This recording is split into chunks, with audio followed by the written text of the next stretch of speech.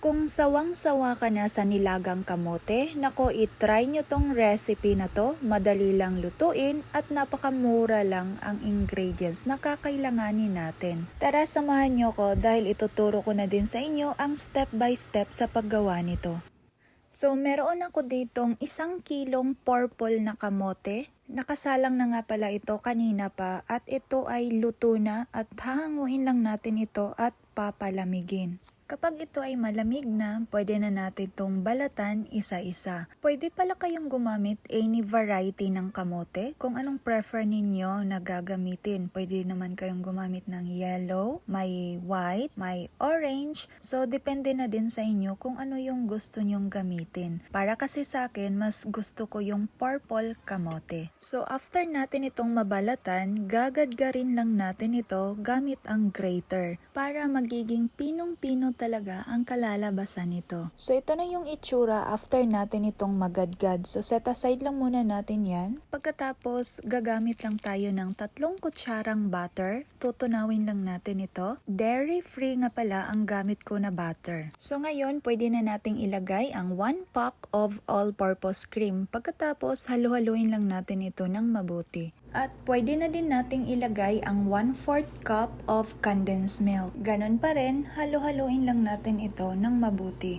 Pagkatapos maglagay lang tayo ng 1/4 teaspoon of salt, 1/2 teaspoon of turmeric powder, and 2 tablespoon of stevia. Optional lang po ang paglagay ng turmeric powder at saka stevia. Dahil kung mahilig naman kayo sa matamis na panimpla or panlasa, pwede nyo namang ubusin ang 1 lata ng condensed milk. At para nga pala sa kumpletong listahan ng ating sangkap, ilalagay ko na po sa comment section. So pag ganito na kalapot, magtatabi lang tayo dito ng konti para gagawin nating toppings mamaya. Pagkatapos, pwede na nating ilagay dito yung nagadgad natin na kamote kanina. And then, haluin lang natin ito ng mabuti. At kung meron nga pala kayong mga katanungan, huwag po kayong mahiya na mag-comment sa video na ito. So after natin itong mahalo ng mabuti, i-transfer lang natin ito sa malapad na molder. Naglagay nga pala ako ng food paper wrapper dito sa molder para hindi tayo mahirapan mamaya pag ito ay nataob natin.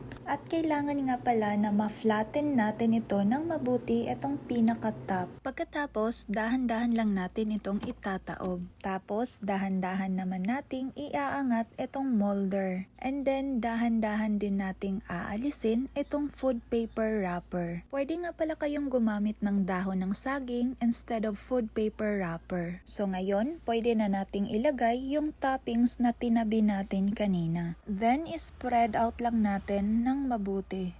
At pagkatapos, lalagyan na natin ng toppings. 2 toppings nga pala ang ilalagay ko dito, pero optional lang po ito. Yung isa ang ginamit ko ay grated cheese, yung isa naman ay roasted macadamia. So depende na din sa inyo kung ano yung gusto nyong ilagay na toppings para dito. At masarap din itong kainin pag medyo malamig, pero hindi na ako makakahintay na ipapalamig pa natin ito. Kaya agad-agad nag-slice na talaga ako dito para matikman na din natin ito. At syempre, yung 2 may toppings ang titikman natin. Dahil kanina pa talaga ako natakam na talaga dito. So ngayon, titikman na natin. Kaway-kaway nga pala sa mahilig ng sweet potato. Itong unang subo ko, para nga pala sa inyo.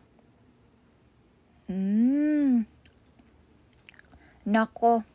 Sobrang sarap at panalo sa lasa. Sakto talaga yung timpla. Kaya ano pang hinihintay mo? I-try nyo na ang recipe na to. I hope ay meron naman kayong bagong natutunan sa ating napakasimpleng video. Thank you for watching. Always cook with love.